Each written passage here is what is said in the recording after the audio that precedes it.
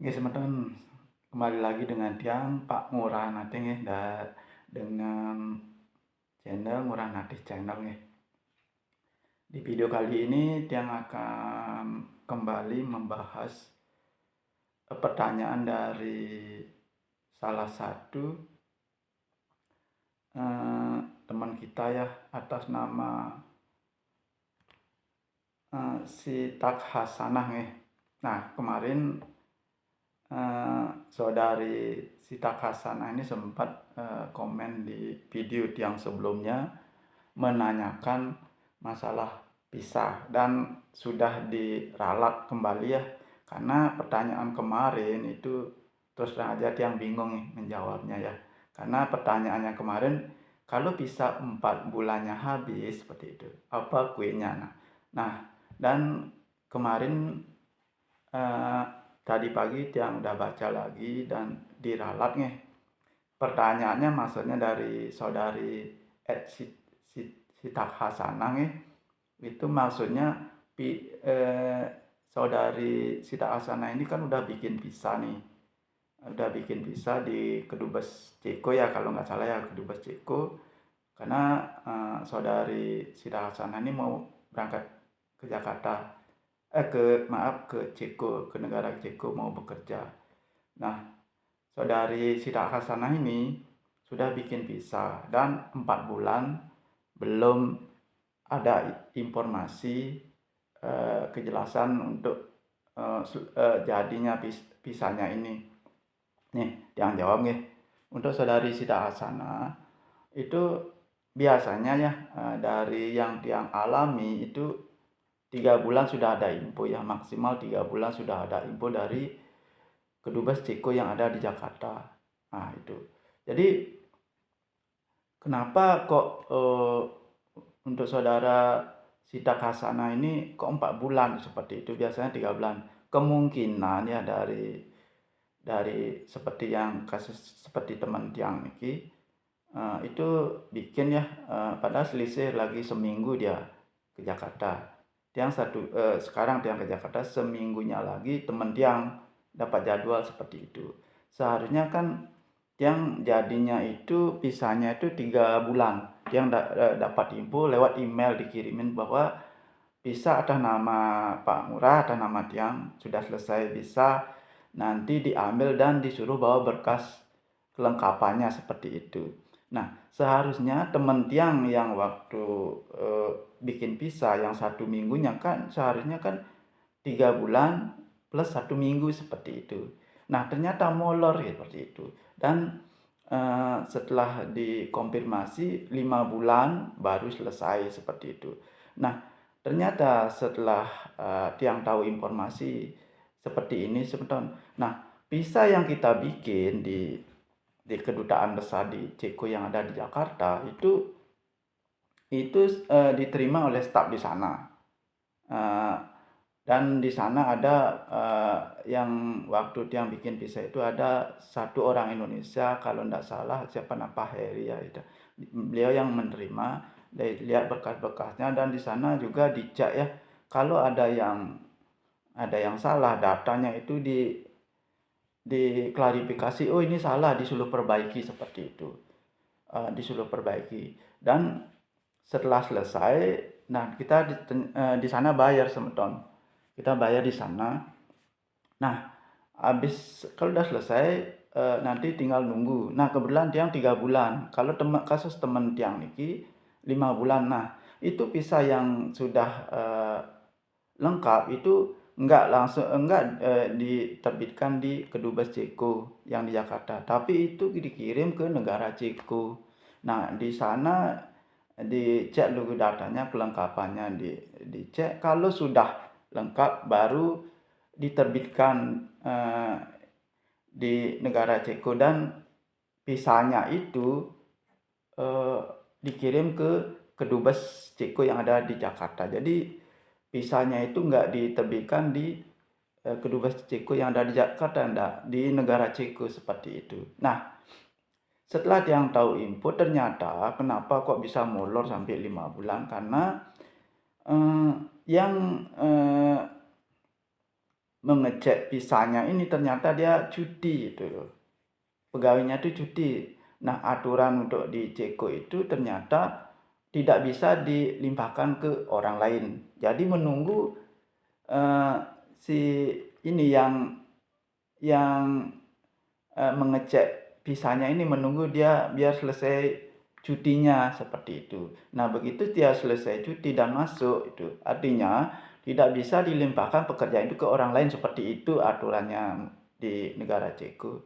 Nah, begitu orang yang bersangkutan itu sudah selesai cutinya dan bekerja lagi dan itu diproses. Nah, itu ternyata kendala. Kemungkinan seperti itu untuk saudari Sita Hasanah ya.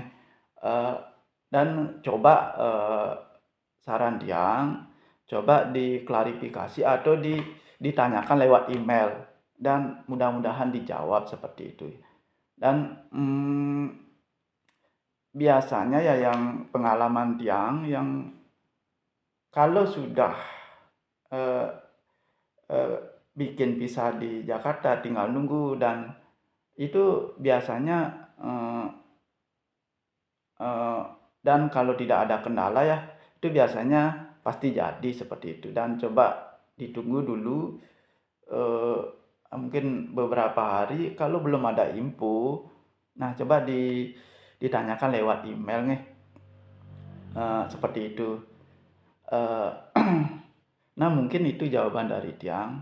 Dan untuk selanjutnya dia mungkin sedikit bercerita lagi ya tentang apa namanya, tentang keadaan di Ceko seperti itu nih. Nah, kebetulan semeton yang sekarang sudah bekerja di negara Ceko nih, dan biasanya kita kan mendapatkan namanya akomodasi. Nah, akomodasi itu berupa tempat tinggal. Nah, kalau kita bekerja di negara Ceko, di pabrik itu kan, kebetulan yang bekerjanya di pabrik ya, itu biasanya dari pihak perusahaan akan menyediakan akomodasi, dan ternyata semeton dari akomodasi yang disediakan itu astong karing ya, yang bersyukur pada yang di atas nih, yang diketemukan dengan pemilik perusahaan yang kebetulan yang baik lah, dan saya dikasih dan Tiang dikasih fasilitas yang lengkap lah. Nah, semeton kembali lagi Tiang bahas ya tentang akomodasi atau tempat tinggal nih seperti itu. Nah, kebetulan untuk akomodasi biasanya akan disediakan ya. Contohnya nih, untuk tempat tinggal itu akan disediakan tempat tidur. Terus kalau di dapurnya itu jadi lengkap lah pokoknya, untuk mes Tiang itu lengkap, ada kompor seperti, bahkan ada oven seperti itu. Dan di kamar mandinya itu ada mesin cuci seperti itu, kulkas itu lengkap tuh, betul-betul lengkap sepertinya itu. Jadi untuk yang lain yang kurang tahu ya, apa mungkin nggak sama ya. Ya minimal kalau kita tidak dapat ada mes itu biasanya disewain apartemen seperti itu.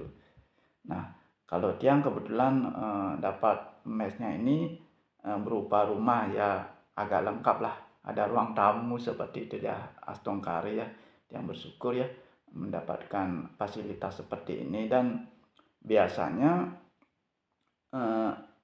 kita tidak dibolehkan untuk merokok di dalam ruangan seperti itu. Dan kita harus ikuti aturan mereka, karena informasi yang Tiang dengar ya, karena kalau terjadi risiko, ya mudah-mudahan enggak ya seperti itu ya, terjadi risiko ya sampai terbakar seperti itu. Ya mudah-mudahan enggak ya. Itu kita akan kena denda seperti itu ya. Karena emang begitu aturan pemerintah, seperti cerita dari teman Tiang. Tapi beda tuh, pabriknya beda, daerahnya berbeda. Itu sempat ada kebakaran itu mesnya. tapi beruntungnya tidak sampai hangus semua, dan itu mereka dikenain denda ya setiap bulan tuh berapa ya, lumayan juga kali dipotong lah gajinya ya itu. Jadi eh, jadi kalau kita sudah diberikan fasilitas seperti itu, ya sebaiknya kita eh, jagalah, karena satu mes itu tidak mungkin satu orang, kita paling sekitar minimal 3 sampai 5, itu maksimal mungkin 6 orang seperti itu. Dan kalau kita tinggal di satu mes itu karena banyak orang, kadang-kadang ada aja ya dari mungkin salah satu atau salah dua teman-teman kita yang mungkin ya agak kurang menyadari lah seperti itu. Dan nah mungkin itu aja video yang kali ini, mudah-mudahan bermanfaat, dan untuk saudari Sita Harsana mudah-mudahan mengerti apa yang dia sampaikan ya, dan mudah-mudahan segera terbit visanya ya, dan cepat bekerja ke negara Ceko, dan bisa mencapai cita-cita apa yang diinginkan untuk merubah ekonomi keluarganya ya.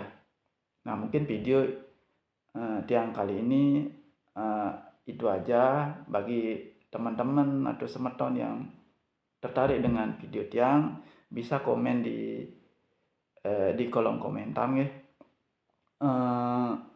Astong kare kalau ada waktu Tiang bikin video dan Tiang menjawab sesuai yang Tiang tahu nih, seperti itu.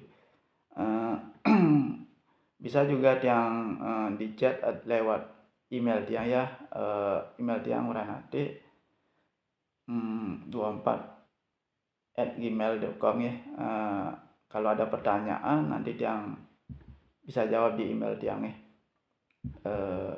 Dan Tiang juga ada di sosmed yang lainnya, TikTok juga ada nama Nguranate, dan di Facebook ada nama Nguranate. Nih, nih kemandan untuk video kali ini, salam rahayu dari Tiang dari negara Ceko, daerah Semina.